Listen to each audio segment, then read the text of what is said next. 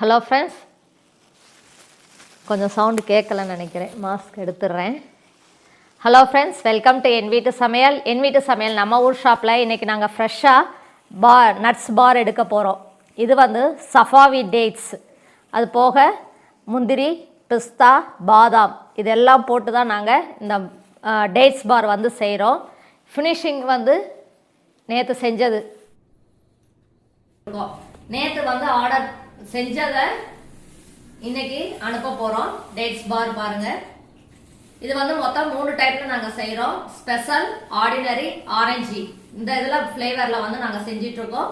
உங்களுக்கு என்ன இதில் ஃப்ளேவரில் வேணும் அப்படிங்கிறத நீங்கள் ஆர்டர் கொடுக்கும் போதே நீங்கள் சொல்லிடணும். அப்படின்னா தான் நாங்கள் அதை செய்ய முடியும்.